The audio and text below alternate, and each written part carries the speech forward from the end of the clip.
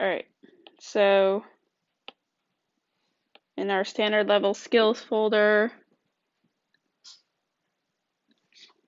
okay, for September 28th, there's the module 3, lesson 3, guided notes. Go ahead and click on that. I think Schoology is running really slow today, so we just have to be extra patient when we are going to find things. Okay. Alright, so go ahead and open up the Module 3, Lesson 3 guided notes. Okay, same process as it was for Lessons 1 and 2. They are fill in the blanks, and while following along with the lesson for today, so the September 28th lesson, okay, you are going to fill in the blanks while following along with the lesson video, or in this case, also with me talking. Okay, so go ahead and open that up. I'm going to go ahead and get us started. How do you spell module? I can't. You go.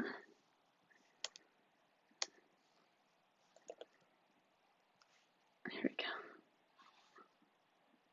I think my computer is slow too. Alright. So, Module 3, Lesson 3. So what were the two other regions of colonies that we have talked about so far last week?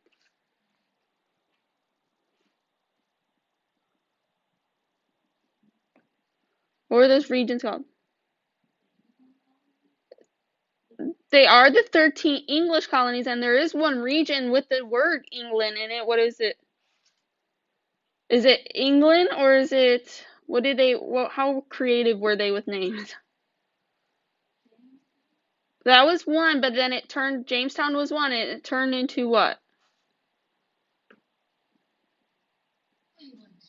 We have New England. That was a region, right? And New England was the region of New England in more of the northern part, or the New England was, or was there a region in the southern? Yeah, the southern colonies were more in the south. So New England, where was New England then located more? In the north, okay? And so we have New England in the north and the southern colonies in the south. What about in the middle? We have the middle colonies, and that's where we are today, okay? We have the middle colonies. So let's go ahead and get going with learning about the middle colonies, okay? So our first middle colony that we have is New York. And you might be thinking, wait, New York today is in the north, right? I mean, I don't know about you, but I would consider New York today as a northern state, right? Well, technically, if you're looking at a map, right, okay, it is going to be one of the middler colonies. It's one of the middle between the New England colonies and the southern colonies. That's how they got the name middle colonies, right? Okay, but then also we'll see some characteristics of this region and why New York was more considered than a New England, or I mean a middle colony. Sorry, middle colony. All right. So it was first actually founded by the Dutch as New Netherland. Remember, back in Module 2, we talked about how the Dutch had actually colonized what is now New York. And so it was first New Netherland, again, right? They were so creative with their names, right? Instead of the Netherlands, it's just, New Netherland. It's the new version of the Netherlands, right? And then their center city was called New Amsterdam. Again, very creative with names. Amsterdam, Netherlands is actually a city. It's their capital today. And so their main city was then New Amsterdam. So New Netherland was mainly used as a trading post for exchanging furs with Native American groups, right? There's kind of a big spot so they can right, trade, and a big thing in this area was animal furs, and they were very valuable in England, and so they were used a lot, and they made some good profit. So we see this colony growing a lot due to religious tolerance.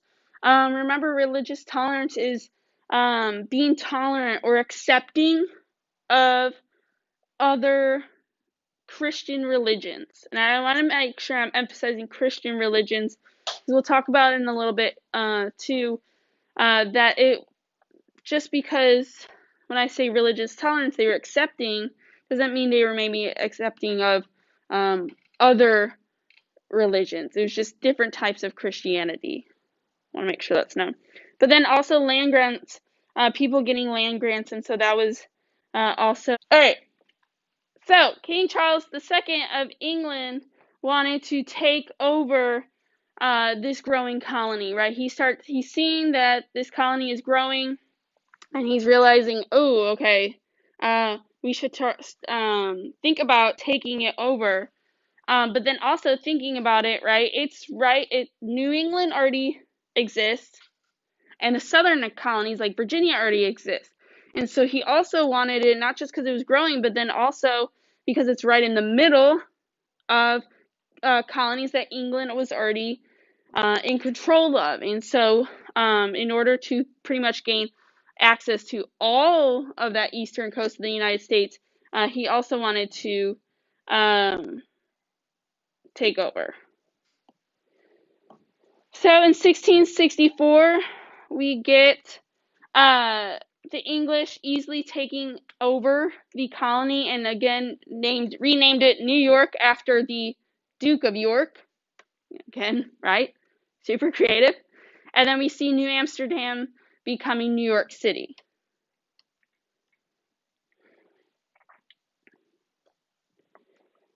We do see free and enslaved Africans having fewer rights under the English rule than under the Dutch, and so there were, remember, the Dutch were the first people to really bring over enslaved Africans to what is the colonies in 1619, right? And so they're still there even when the English were taking over. They just now have even fewer rights, and it was difficult for enslaved Africans to earn their freedom.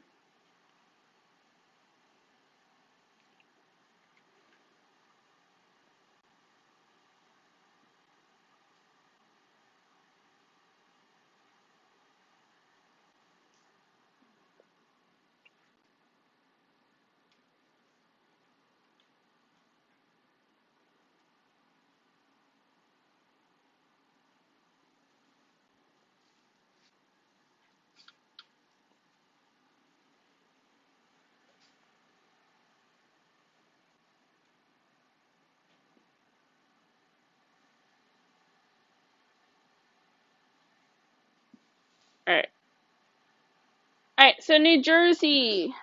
Alright, so soon after England had taken over New York, we see some guys here becoming proprietors of New Jersey. So New Jersey again first started off as a proprietary colony. That again is where like a group of people are in charge pretty much of the colony instead of a governor appointed by the king. New Jersey definitely had a diverse population. Honestly, this is a very big characteristic of all of the middle colonies. A lot of these middle colonies had a very diverse population throughout the colonies versus, especially compared to the New England colonies and the southern colonies. Okay, because remember the southern colonies are kind of that's where all the big plantations are, and that's where also a lot of their population was had a lot of enslaved people in there, and then the New England colonies had a lot of the Puritans and big religious people, and so we see the middle colonies kind of being more diverse in population. Fur trade was also important through the end of the 1600s in New Jersey.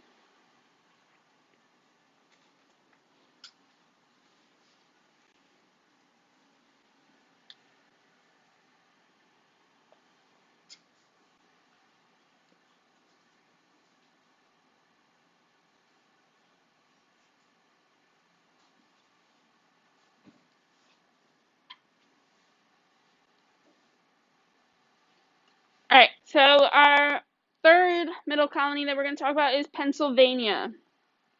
Okay, so we have this group called the Quakers. Okay, they are a large religious group. They kind of live a simple life. They believed in the equality of men and women before God. They were probably one of the first to really speak out about, right, saying that everyone is equal under God. They were also supported nonviolence and religious tolerance for all people. And so many people were persecuted for these beliefs.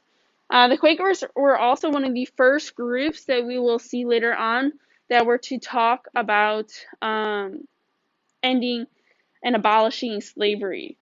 Abolishing, right, means ending, getting rid of, okay? And so they were also one of the first groups that we see talking out against slavery, right? Because they believe that everyone, right, is equal under before God.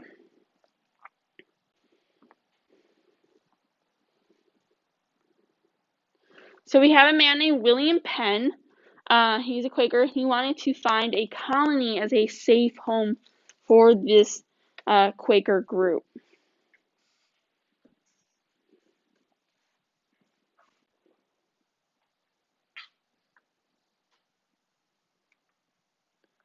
So in 1681, we have King Charles II granting Penn a charter to start a colony, to begin a colony for the Quakers, and it is going to be then known as Pennsylvania.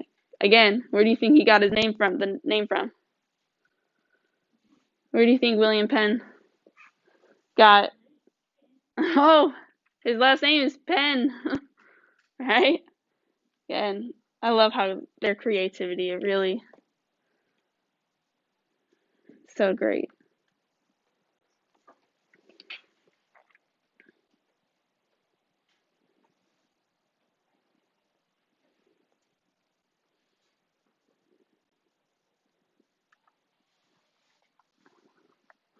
All right, so in Pennsylvania, we see William Penn establishing an elected assembly. Again, an assembly is a group of people, and that's where they're making and deciding the laws and other important decisions for this colony. And elected, right? Again, people are being elected to go and do that.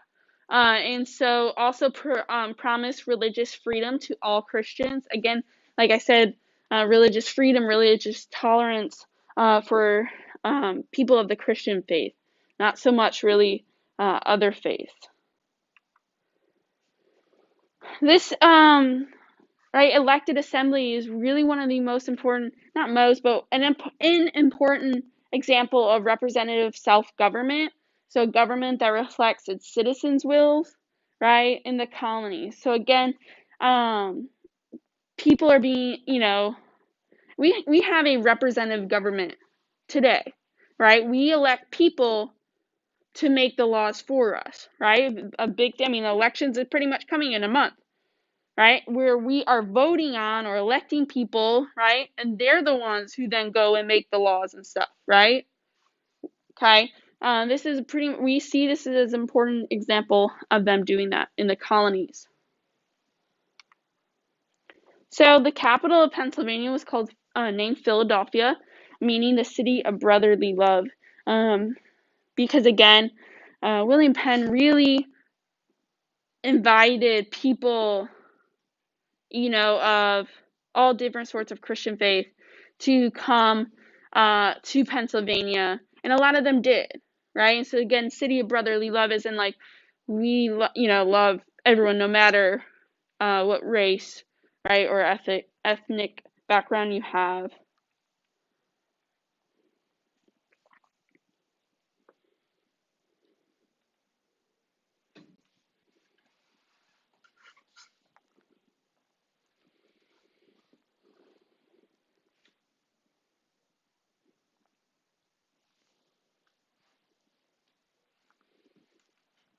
All right, we have Delaware. So in 1682, Penn was sold a region to the south of Pennsylvania known as Delaware.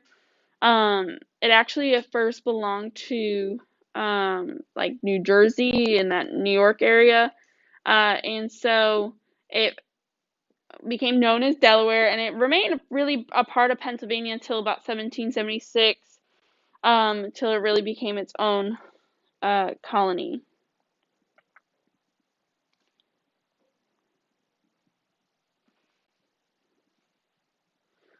So it pretty much really started off how like Pennsylvania started out too. It's very similar to characteristics of Pennsylvania.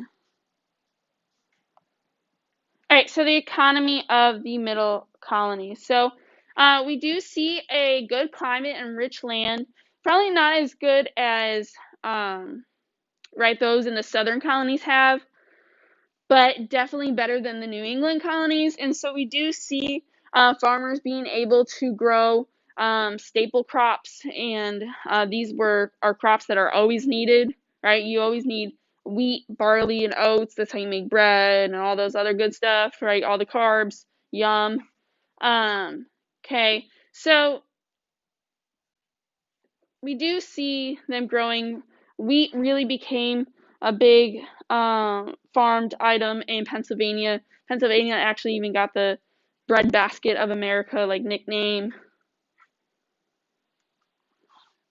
So slaves in the middle colonies worked in cities as skilled laborers, farms, on board ships.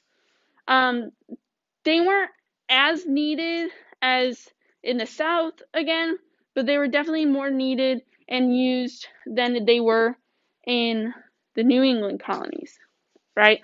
And so we do see them doing a bunch of different jobs throughout the middle colonies. However, we do see a lot of indentured servants being mainly used for the labor needs. Again, indentured servants, remember they signed a contract to work for a certain number of years and pay for, their voyage over to the colonies or some sort of other agreement.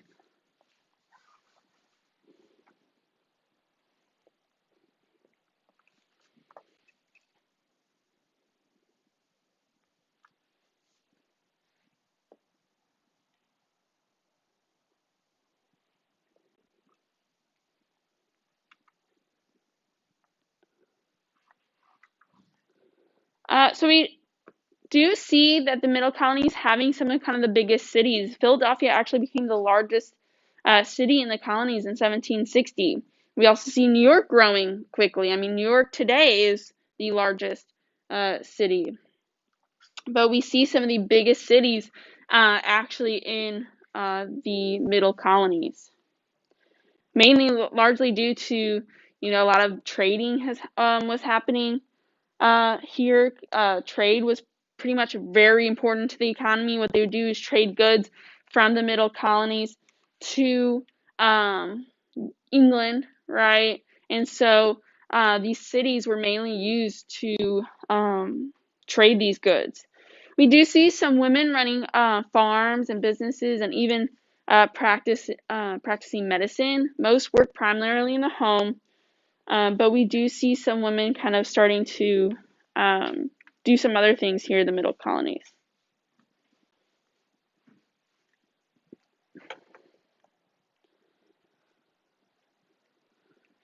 All right, so we kind of have all of our notes on the three regions of the colonies, right? We have the southern colonies, okay, the New England colonies, and now we just talked about the middle colonies. And so, right, I wanted to show again, this is a map from your textbook, okay?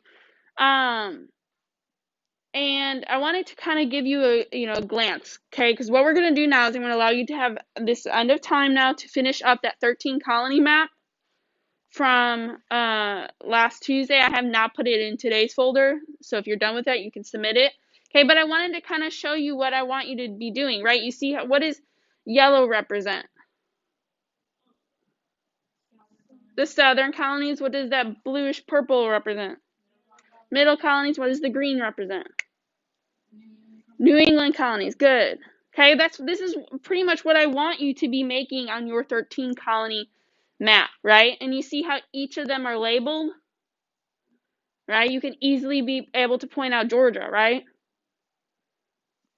If I was to tell you which one's Georgia, right? You can easily point it out, correct? Okay, because that's what I want you to do on your map. And you see how up in the top, under the title of the map, you see how it's that little white box, and it tells you that's the map key. Okay, and so in the white box on your map, you're going to also create that map key. Okay, make sure that you're reading the directions on the assignment though, okay, because I tell you which specific colors I want you to use. And then also, if you go to the assignment, okay, I've also wanted you to label these two specific bodies of water. So tell me in blue, what is the Atlantic Ocean, okay? And then I want you to trace and label the Mississippi River. Again, if you need to look up a map to figure out where, Virginia is or where Pennsylvania is so you can label it, please do so, okay? I want you to do that, all right? Or if you need help in locating the Mississippi River, look it up. You can ask. That's, again, you doing your research. Now, if you were to just look up a map of the 13 colonies and then submit that map that you just looked up, that's that's plagiarism. That you did not do that, right? Okay. But you looking it up to help you be able to, color in the different regions or label them, okay? That is, again, good research. All right, and then so you are submitting that map when you are finished with it.